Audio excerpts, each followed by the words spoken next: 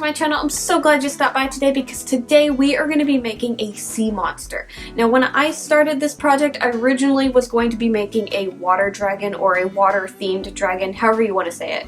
Well, while I was working on it, it became more and more Plessy-like, so I was just like, it doesn't look like a dragon anymore, so I'm just going to retitle this Sea Monster. Anyways, let's get started.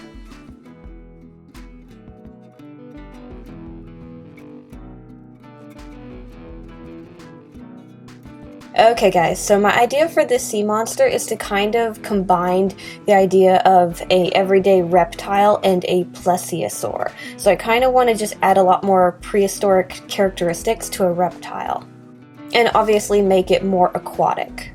So I'm starting off with the face. Like normal, I have a lump of tinfoil, I'm covering it in clay, and then just blending everything together. Now my idea for the head was kind of more shovel-like in shape, but as I was getting there it started looking a little bit too much like a bill, so I did kind of shave off some of the clay on the sides to make it a bit more pointed. So I'm just trying to get a basic shape down and make sure that I like how that looks before I start adding detail to it. So I'm just kind of adding strips of clay here, blending it together, kind of marking out where I want the mouth to go, so I'm just going to have that kind of stick out a little bit more. And then I'm going to add some more clay to the top of the head to have that raised up a bit more. Once I liked how the shape of the head looked, I can start adding the details. So I'm going to start with the eyes. Now, a lot of things about this creature I kind of based off of doing our last fusion challenge where we fused a snake and a fish together, and I really liked a lot of the things that I did with that, so I'm going to kind of incorporate things like that with this piece. So for example, the eyes are going to be those color changing gems, and like we've learned, we cannot put these in the oven, so I have to just kind of make a little stamp where they're going to go, and we'll glue them on later.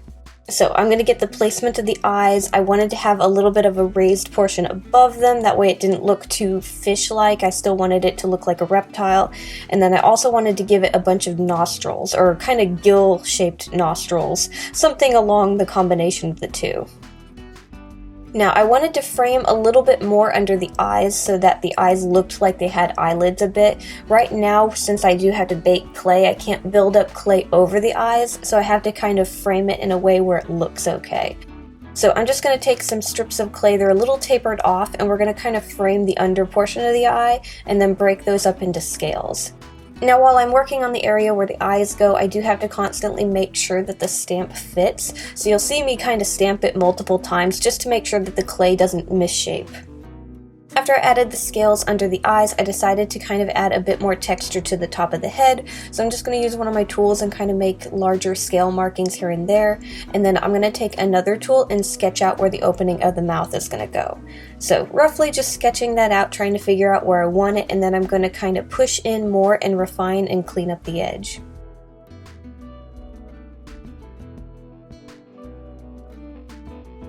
I'm also going to add a scaling texture around the lips as well. After that, I'm going to clean up the edge around the base of the head, just make sure it's a nice straight line all the way around, and then I'm going to add a little bit more texture here and there.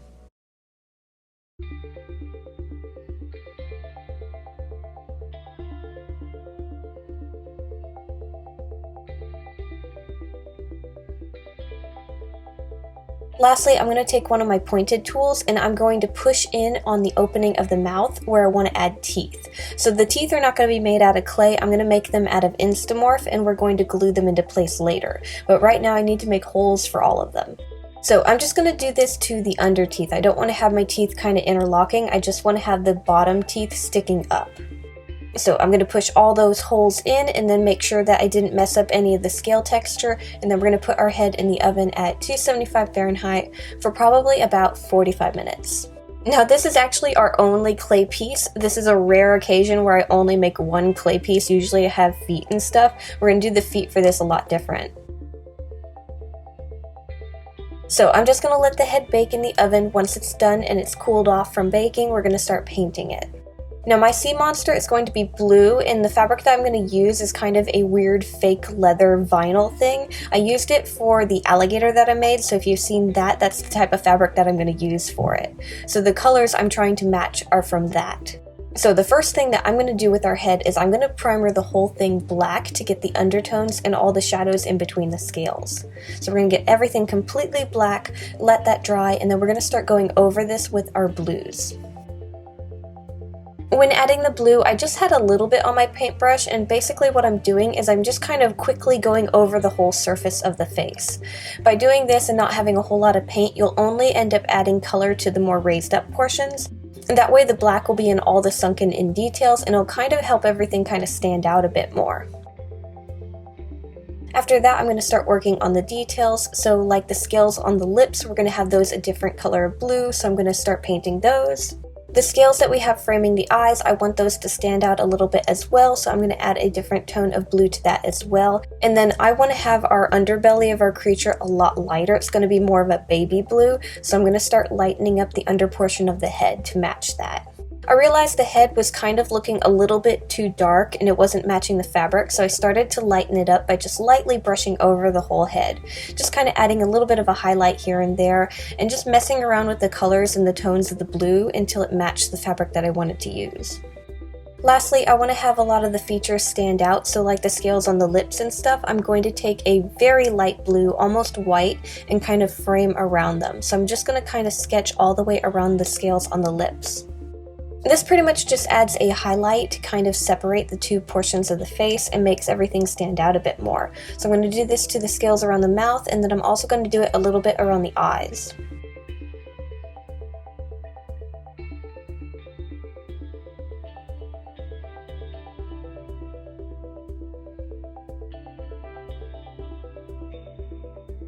Once I was happy with the paint job for the face, I'm going to let everything completely dry, and then we can add teeth to it. So I have the teeth made out of Instamorph. This is basically just a moldable plastic, and I'm going to be gluing these into place. So I made them all ahead of time, and they're already marked in the position of where I need to add them. So I'm just going to go along the line and start adding them into the holes that we have on the face. The glue that I'm using is an E6000, but I'm also going to be resining over the entire face, so that's also going to help secure the teeth into place as well. So I glued all my teeth into place, I made sure all the glue was dried before adding the resin, and I painted over the entire face with it.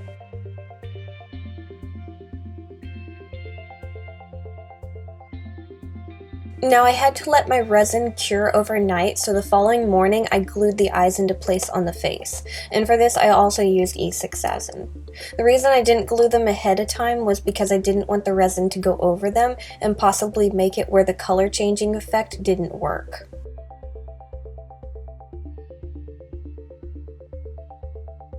Okay, so we have the head basically done. The next thing is the feet. Like I said, we're not going to be making clay feet, but I do have wireframes set up for them. What we're basically going to do is have the webbing all fabric. So the feet are pretty much all fabric, but I want to have the claws made out of Instamorph to match the teeth. And so I made some very simple wireframes for the front and back feet, and we're going to add some Instamorph claws to the tips of all the wires. Now if you're going to do anything similar to this, I recommend having a loop on the end of the wire where you're going to add the claw.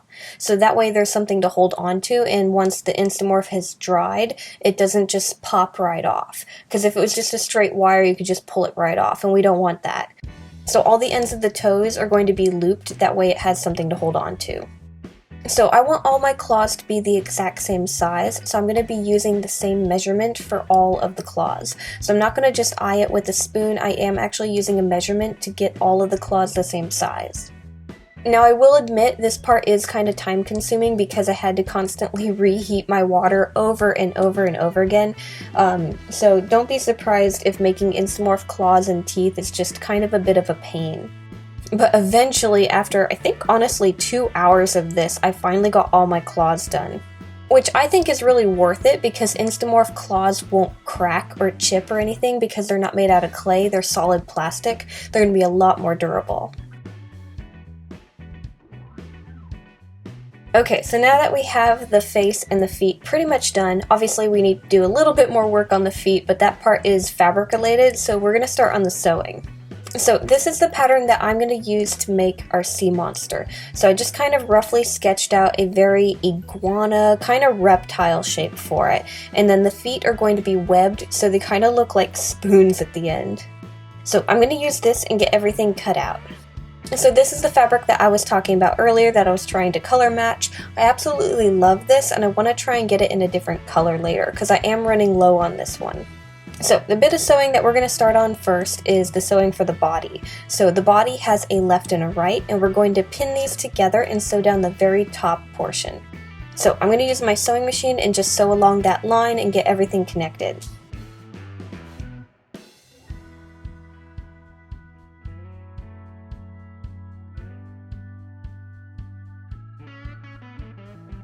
The next bit of sewing is for the legs. So the legs have a top and a bottom, and the bottom is going to be just a plush black fabric. I figured it'd make it a bit more posable this way, because the fake leather can be a little stiff sometimes. So just like the body, I'm going to pin these together and we're going to sew down the fronts of all the legs. The backs are going to be left open so we can add the wires for the feet. Now surprisingly, that is all the sewing that I think we're going to do with the sewing machine. The rest is going to be hand sewn. So I'm going to go back to the fabric for the body, and what we're going to do is make the sails. If you notice with the shape of the body, I already have them sewn into place. So I have a sail on the head, the back of the body, and the tip of the tail. The only problem with this is they're kind of open to the rest of the body. So if we left it the way it is, these are going to get stuffed and they're going to get really thick and kind of bulge out. So what I need to do so that we don't end up stuffing the sails when we stuff the body is I need to close them up and have them separate. Now if you want, you could just sew them, but because we're using the fake leather, you're going to see the stitches through it. So I figured an easy way to go about that is to just glue them closed. Now I also want the sails to hold their shape, so I have some cut pieces of stiff felt, and I'm going to put these inside. So I'm going to take my pieces of felt that are going to go inside the sails, I'm going to add glue to both sides, and I'm going to slide it inside the sail. So I'm going to put that felt inside of the sail, and then I'm going to kind of flatten the fabrics together so that they can glue together. So I'm going to find something heavy and rest it on top of all the sails and let everything dry. Once the sails have dried and they're holding their shape, I'm going to start adding the body to a wire frame. So I made a very simple wire frame, and we're going to mark out where we need to cut some holes for the wires for the legs. That way they slide through the fabric for the body. So I'm going to cut those holes, and then I'm going to take the wire frame and slide it inside of the body.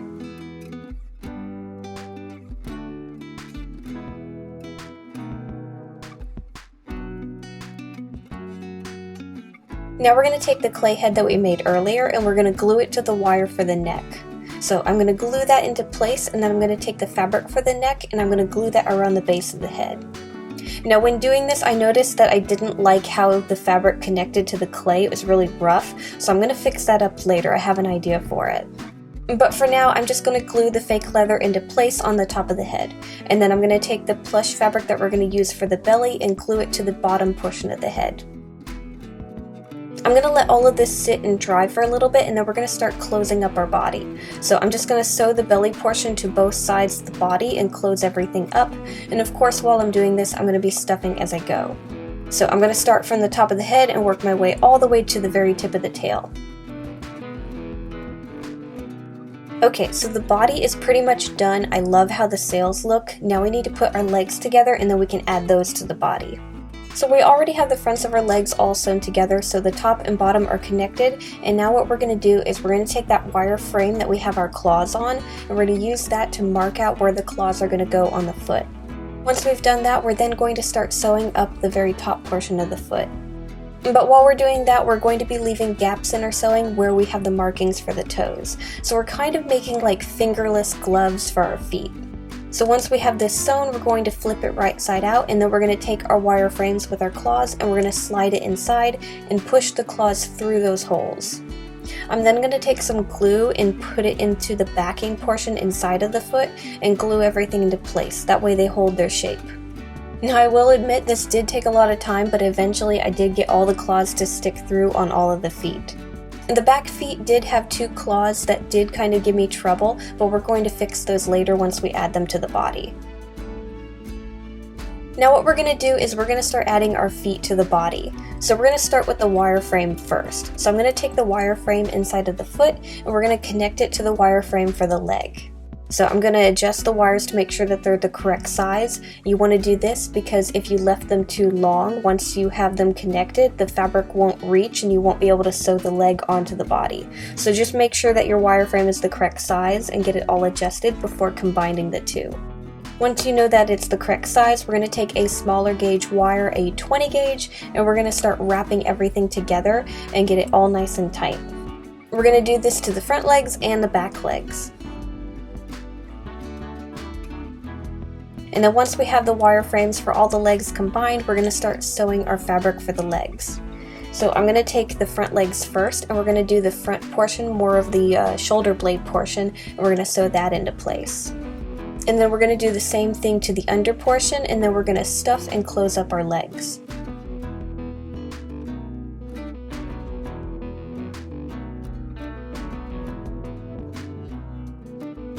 And then we're going to do a very similar thing to the back legs. The only thing is they don't have a shoulder blade or anything. It's just going to be a straight line for the top and bottom. And then those pesky little claws that just didn't work for the back legs, I'm going to take a little bit of our plush black fabric and I'm going to glue it around the base of the claw and sew it into place on the foot. That way it kind of looks intentional, and I think it actually looks better than my original plan, so I like that it actually didn't work out the correct way. Lastly, we're going to clean up that seam around the base of the head. So what I'm going to do is I'm going to take some of my blue sequin fabric. I know we didn't use any of this for the body, but I figured it still has a bit of a scaling texture and it'll kind of work. So I'm going to take a strip to kind of go over that portion where the clay meets the fake leather, and we're going to glue that into place and make sure it's completely flat. Then I'm going to start taking the same colors that I used to paint the head, and I'm going to start painting over that sequence and try and blend it into the rest of the fabric. So I'm just going to mess with that. I'm going to start really dark and then kind of lighten it up with a blue to kind of match the fabric.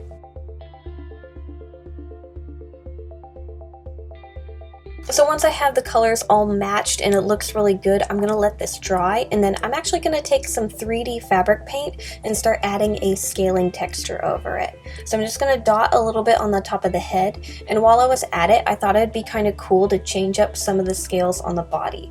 So I just took my fabric paint and I filled in the scales that are already there to kind of make a bit of a pattern. Now right now this is a really light color, but it is going to dry a lot darker.